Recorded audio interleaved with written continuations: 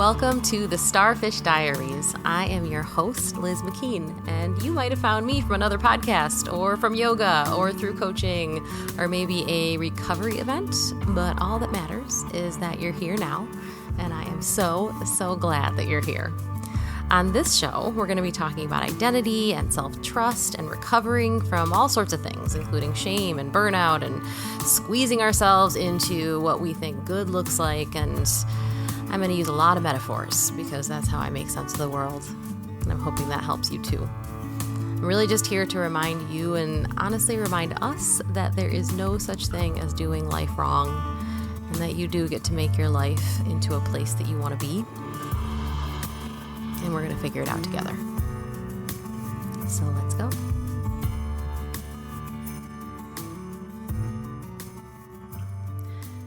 Hello and welcome back to the podcast. So delighted to have you here. I also have my dog here right next to me, and I think he's wanting attention. So we might hear a little bit of rustling. It is his gotcha day. Today is, 7 years since the day we picked him out from this just little litter of puppies that I think they had been found under a porch or something, and the Humane Society was doing an event. And yeah, I remember my husband picked him up, and he was just like the cutest little roly-poly thing. And I was like, we had lost our dog 6 months before, and we were still both incredibly heartbroken. And so we had told ourselves we might start looking at other dogs to rescue potentially, but we weren't, ready yet. But just because we sort of had already fallen in love with this puppy, I was like, we'll just put our name on the list. Puppies like this at, Humane Society events, they always have like a list. And we went, and I was like, I'd like to put our names on the list for this dog. His name was Hank before we adopted him and changed his name to Griffin. And they were like, oh, great. All right, he's yours. When do you want to pick him up? I mean, obviously there was paperwork and everything, but it was one of those like, okay, I guess we're ready. And, doing it before we're ready is how we do things around here. So before we go any further, and that was a story I wasn't intending to tell, but then Griffin wanted to make himself known. So he deserved to have a little celebration for his gotcha day 7 years ago today. All right, take a deep breath in through your nose and a big sigh out of your mouth. Yeah, let's do that again. Big breath in through your nose. Longer exhale. Good. Start to feel a little bit of tension melt away. Last one. Big breath in. Longest breath out that you can find. Yeah. Now we're in it. Now we're here. Now we're cooking. All right, so I wanted to talk a little bit today about, I guess, a story. There's a bigger topic, but, we're going to see. We're going to see where we get with this story. So I have talked a lot before about being a person with anxiety.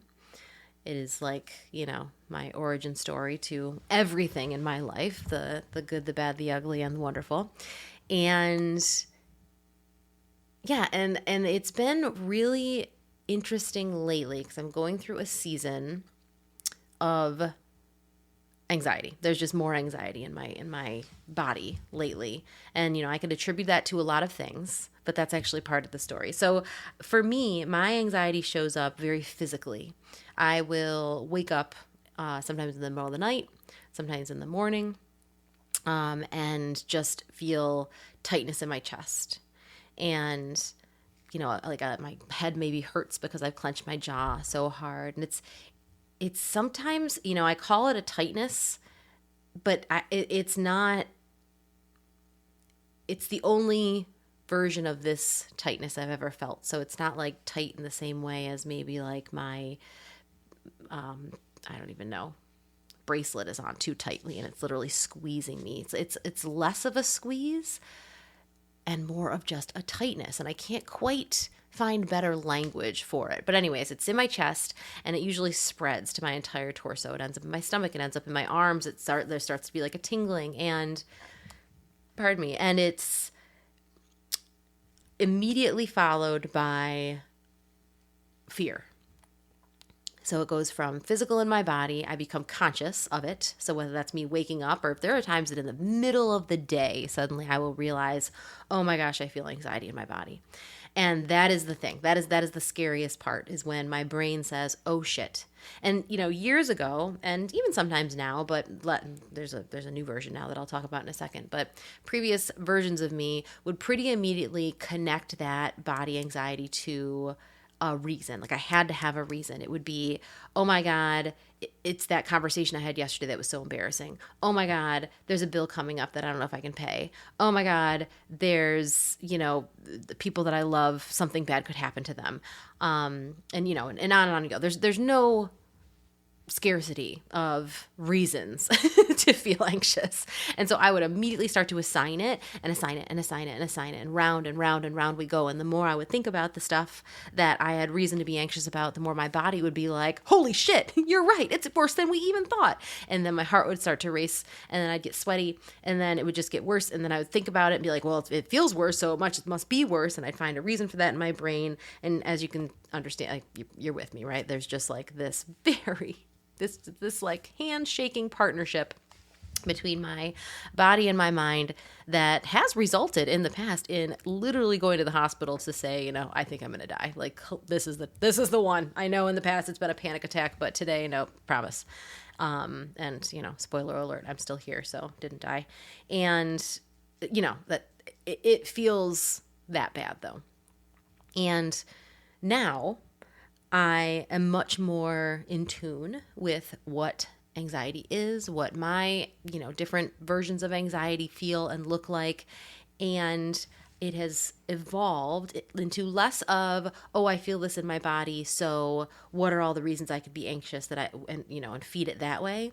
And instead, and this is really the definition of an anxiety disorder, I become aware of the anxious feeling, and I become anxious about the anxiety itself. So it's like, oh shit, I feel this way. Oh my God, it's never going to go away. Why is this happening again? This has happened my whole life. It's going to continue my whole life. How am I getting anything done today when I feel this way? And it's just, again, exact same circuit, exact same path that is, just ground into so deeply into my brain of like, this is, you get the feeling, you get the thought, the feeling's never going to go away. Oh my God, feeling gets bigger because the feeling is also scared, the mind, the body, everything is just like, holy shit, holy shit, holy shit. And then I'm just a whole big ball of holy shit. And yeah, and that sucks. So that's been, the past however many years, which funny enough is an improvement from the previous, which was, trying to put other meaning to the anxiety. And, it's been really interesting lately because more and more I am collecting tools that work, things that help. I've gone through many medications, many types of therapies. I think I mentioned this on another podcast, but I had a therapist most recently who retired, but he was the most wonderful therapist I've ever had in my entire life. Like, I will be, till the day I die, eternally grateful to this person and how much he changed my life and my mind, and the way that I navigate life.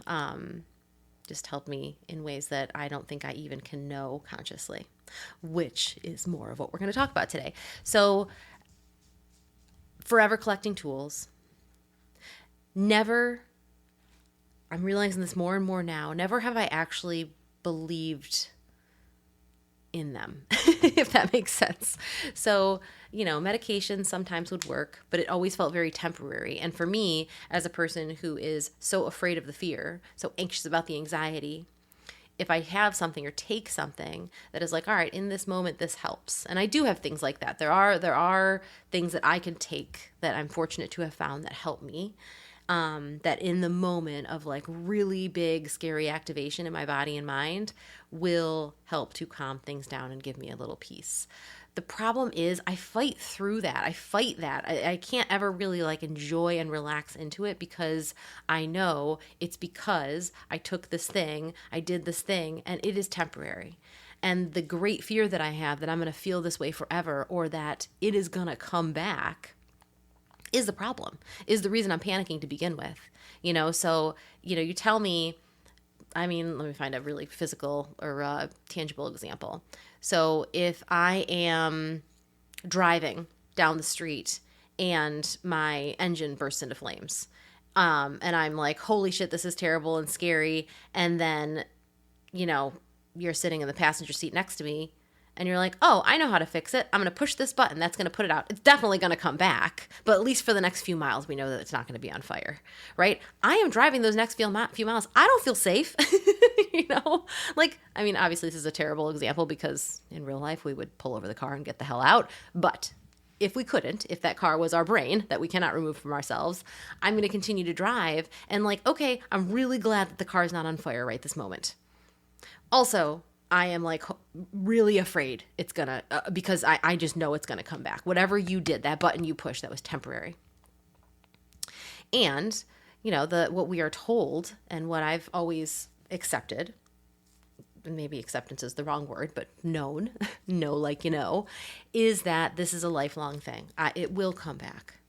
And the nice thing over the years has been that with all the tools that I've found and just work that I've done, I know it won't last. And so that is a fear that I can put down. That is a fire that I'm not afraid of like I used to be, because I used to feel like I feel this way and it will never go away.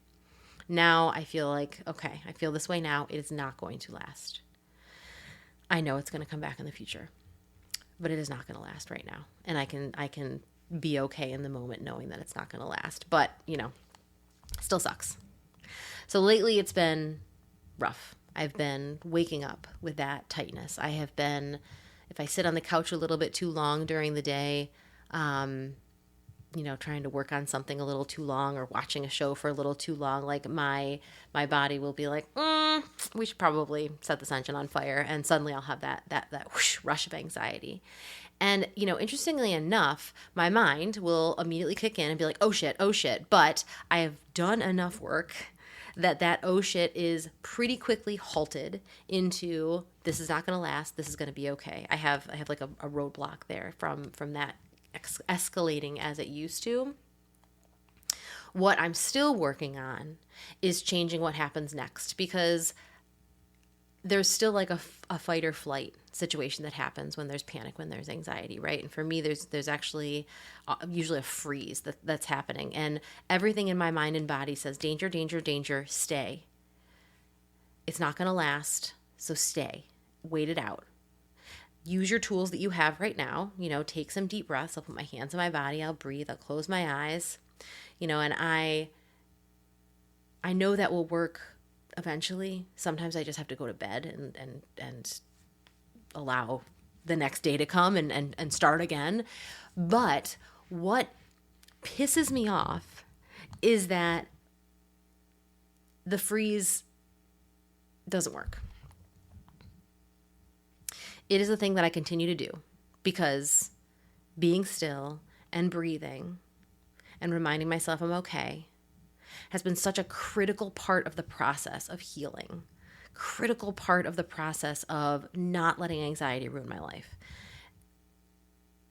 that I think I replaced a lot of the old stuff, the old, oh shit, grab alcohol, or oh shit, this is going to last forever, call 911, with, oh shit, nope, it's going to be okay. We're going to sit here. I'm going to talk myself through it. I'm going to breathe. I can get stuck there all day working on regulating myself. And honestly, that sucks. That is not the way I want to live my life. And I was starting to feel like, is this how I'm just going to live my life now? Doing a lot, like just sitting and regulating all the time. Because what happens when I get up off of that couch, and obviously this doesn't just happen on the couch, otherwise I would not sit on that couch anymore. What happens is if I get up and get dressed and walk out the door, before I'm 2 steps out that door, my body feels better. That clenching in my chest, that clenching in my jaw, that inability to take a deep breath, the like almost lightheadedness because I just can't even use my faculties when I'm in that state, it dissipates. So you'd think that every time I have that feeling, I would walk the fuck out that door. But no, I am still working on changing that. I am still working. And that is the coolest tool that I have found has been self-hypnosis. That is different than meditation. It is different than sitting and taking deep breaths. It is a very on purpose distracting of my conscious brain, giving it a place to rest, and programming something different. And that programming has to happen when I'm not in that state, which is such a difference. I've done a lot of things, a lot of preventative work around anxiety. I've gone to therapy. I've, gone to created habits like yoga, like working out, like going to bed early and getting up early, like taking a walk and getting sunshine on my face, anytime that I'm able to, creating a support system around me that I can be really open with when I'm struggling. Like those are all really preventative things that also happen to enrich my life. So I'm really fortunate because it can, do double duty in that way. And when that anxiety shows up, I have in the moment, like things that I can do, the breathing, the pausing, the self-talk, etc.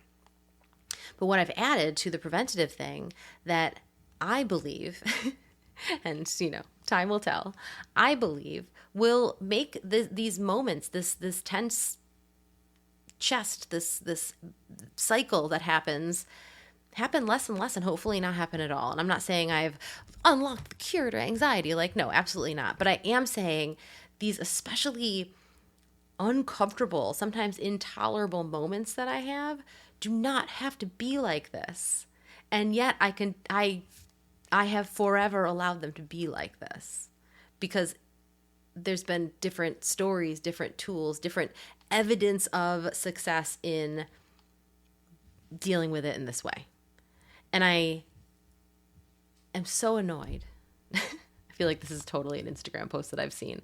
Like, I'm so annoyed to report to you that getting up and getting out, changing, whatever actually does help. But what I need to do is put reps in prior to program that into my brain, because I will tell you that in the moment that my anxiety is like really intense, and in the moment that everything in me is telling me to sit still and pause and use the tools that I have right in this one spot. Don't move, freeze, but also use the tools. That is so powerful that until I change like actual pathways in my brain and my subconscious, I'm not doing anything different than that. So I'm working on doing something really fucking different than that. And it's so wild because it's just an example of many times in my life when there's something that I can help other people with, and it takes me a minute to realize that there's more areas than I realize that I can apply it to my own life. So when I talk about hypnosis and reprogramming the subconscious, like, I know I can help you with that. I have helped people with that. Anytime, if you've been in a yoga class with me, it is an example of that, where we have given your body things to do to the point that you get really relaxed, right? And your mind, your conscious mind is very busy trying not to fall down. So your subconscious is a little more open to things that I'm saying. Like, it's a really big deal that you showed up for yourself today. Like, you are perfect just as you are. The way you showed up today is exactly how I needed you to show up. You worked really hard to get to this moment, and it's a big deal that you're here. And just those little those little suggestions that maybe if I said them to you just face to face, you'd be like, whatever, But after that yoga hypnotic experience, for lack of a better way to say it, I'm sure there's people that are screaming at the non-scientific way I'm describing this. There's just a little more that's getting in, right? And I know that, and I've experienced that. And I also know how to do that without the whole yoga part of the program. We can get you to that relaxed space. We can give those suggestions to your subconscious that maybe, possibly, pretty definitely, next time you have a moment where you're thinking really mean things about yourself, that's in there too.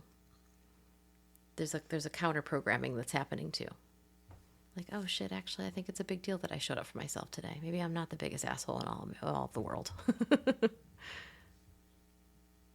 So in this case, like, I've got some fucking programming in there. Programming that says when you feel really anxious and you feel scared, all right, I've done a really good job of reprogramming the whole, like, all right, now spiral, you know? Instead, it's like, you have tools. It's going to be okay. It's not going to last forever. But part of that has also frozen me. And so the new story, the new movie that we're going to be writing here is when I'm feeling okay, I'm going into that meditative, self-hypnotic state and reminding myself that I'm safe in my body, that I'm okay, and that when I don't feel safe, when I don't feel okay, move. Get up and go. Go breathe fresh air. Go to a different room and stretch. Go to the yoga class even though you don't think you want to. And every single time I do it, I feel better. But I have to do the work when I feel fine, because I can't try to convince myself to do that when I don't feel fine. And that's what this whole modality is, right? It's just reprogramming those stories. It's just rewriting what's going to happen. You know, it's like you get in your car and you drive between home and work a million times, right? When you move or change jobs and that route changes, those first, whatever, handful of times you do it, it's like you really got to fucking pay attention, right? You've got to put it in your GPS. You've got to really remember where you're going. Otherwise, if you kind of like tune out, you're going to end up at the wrong place. You're going to end up at the old work, at the old house, you know? And you're like, damn it. That's hypnosis, my friends. So eventually, though, the new system will start to be the default. Your brain will reroute, and then you're going to find yourself zoning out and doing the new drive, right? So we're just creating a new drive. So I'm working on that in my own brain, this next step, this next season of anxiety, I don't know, navigation, healing. And it can be used in so many ways. And it is so powerful to have another person helping you with it. This therapist I've spoken so highly of, and other therapists I've had before him, but definitely him the most and the best, helped me in that way. And so I'm able to kind of take the baton and continue in my own self-practice. And when I need a tune-up, I can reach out to another practitioner. But, you know, the power of having another person help you rewrite your movies that you're watching in your mind without even knowing that they're movies, is huge. So that is about as non-scientific a way to describe my experience lately with self-hypnosis and how it's helping me with dealing with, you know, lifelong anxiety that I can provide. And I want to talk to you about how it would help you. So I'm wondering, what is your default pattern? So when you feel, maybe you're like me and you just have this thing that happens in your mind or your body that you feel like you don't have any control over. And once that's happening, there's just only one thing that you can do. Maybe that's reach for a glass of wine. Maybe that is, snap at your spouse. Maybe that is scroll or whatever. And, you know, eventually it passes, but it feels like shit. And the whole process just sucks. And it makes life kind of suck. Let's be honest, because it's just this forever and ever. Amen. What is that? Because my guess is that you have, you know, something in your mind that's telling you that this is just the way it is and it's never going to change. Or it's because that you just have to get your shit together. And then you'll stop, you know, to get a New Year's resolution that you're not going to get so pissed. Or you're not going to, you know, get so whatever, whatever thing it is that you're beating yourself up for. Or you're not going to, at the end of the day, grab a bottle of wine on the way home. You're going to delete Instagram from your phone and never download it again. Like all those things that we say, like it's more than something that you can just tell yourself to do. Because again, if I was just to tell myself, go for a walk when I'm sitting there feeling really panicked on the couch, no. It's got to be something that I rewrite ahead of time. And it's working. And it's life-changing. And I want that for you too. And you can have that too.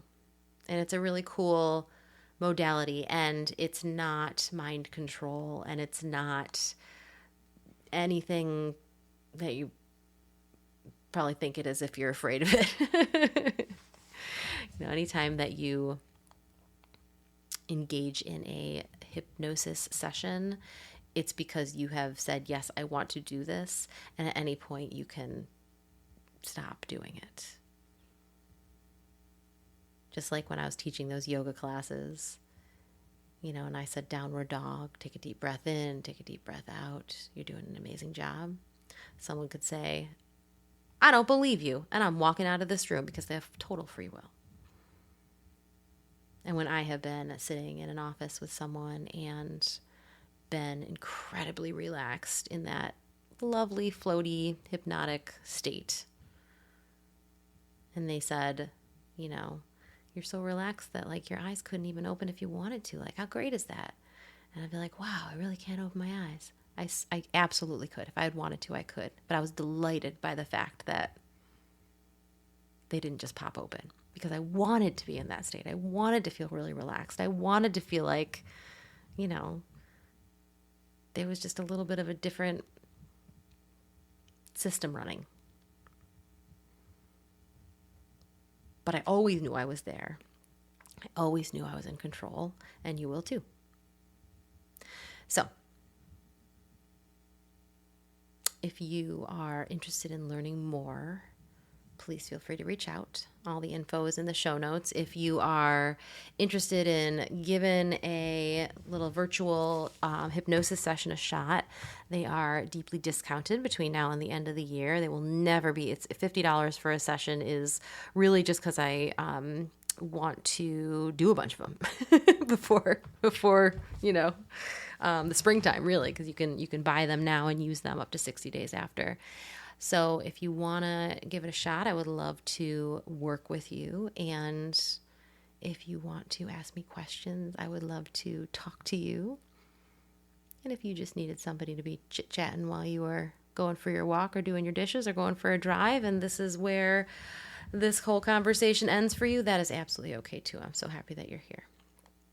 No matter what you are navigating in your life, I think the fact that you clicked play on a podcast that talks about coping and talks about, making your life a place you want to be is a real vote for yourself. It's a real way to believe that you deserve all those things. I believe it too. So, let's end this with a few breaths, because that's how we roll. So when you're ready, take a deep breath in through your nose. Exhale, taking twice as long to let that breath go. Good. Feel your shoulders soften. Take another one. Big breath in through your nose. Good. Exhale out of your mouth. Good. Next one we're going to hold. It'll be the last one. Big breath in through your nose. And hold at the top. Maybe even breathe in just a little bit more air. And open your mouth. Let every little bit of tension go. Yeah, maybe a smile. Maybe give yourself a little shake. And know that you are wonderful and appreciated and adored. And I cannot wait to talk to you again next week. Thank you so much for listening to today's episode of Starfish Diaries. I want to take a quick moment to thank some of the people who have made this possible. The artwork that I am so in love with is by my friend and the most talented artist, Mo Houston, and you can find her and her work and work with her by going to Joy Scout Studios. I will have that linked in the show notes. And thank you to my incredible editor, Sean Gritters. If you are looking for production support with your podcast, highly recommend that you check him out. His information will also be in the description.